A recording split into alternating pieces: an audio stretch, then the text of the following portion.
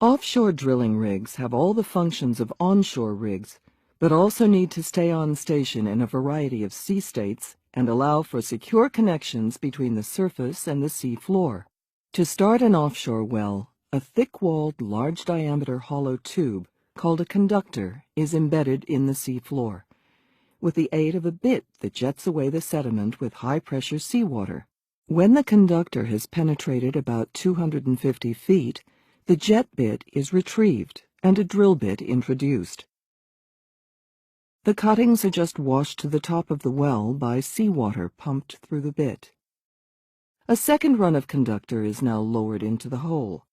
At the bottom of the conductor is a guide shoe that stops the conductor snagging on the well bore.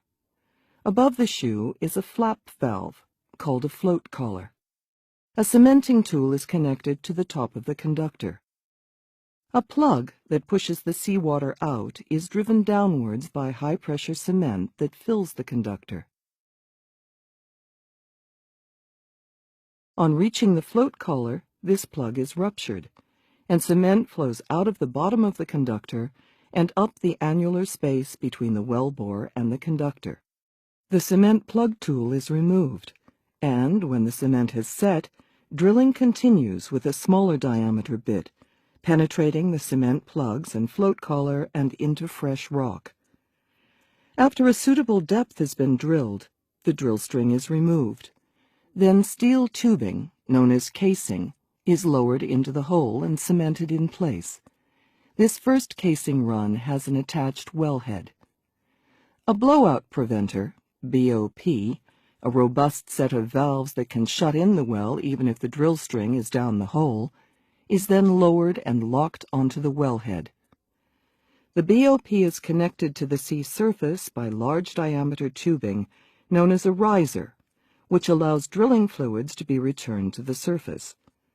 From this point onwards, the drilling procedures are similar to those used to drill an onshore well.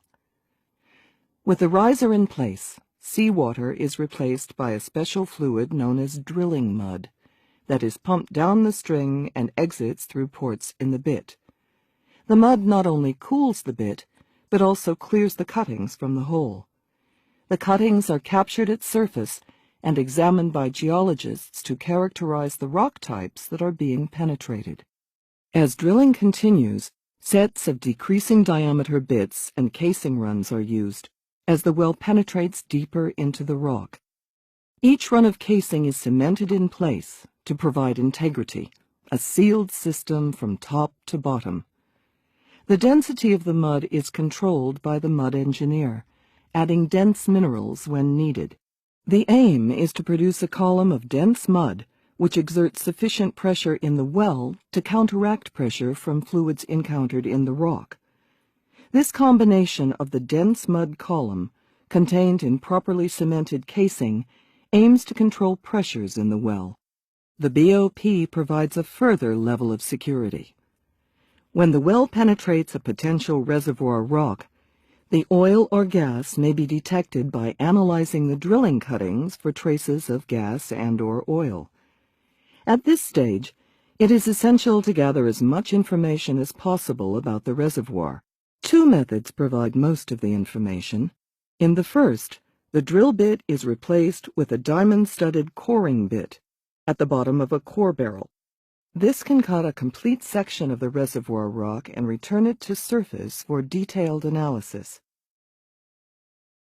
In the second stage, coring may be replaced or complemented by running a suite of geophysical logging tools, which are run on electric wire line. These are instruments that can measure the physical properties of the rocks as they pass slowly through the well bore. When as much information as possible has been gathered from the reservoir, a decision is made on whether to complete the well for production, suspend efforts with the option to return to the well at a later date as more information on the reservoir becomes available, or to plug and abandon the well. If the well is seen to have production potential, the reservoir interval is lined with casing. The casing is then perforated to allow reservoir fluids to enter the well and travel up the installed completion production string to surface.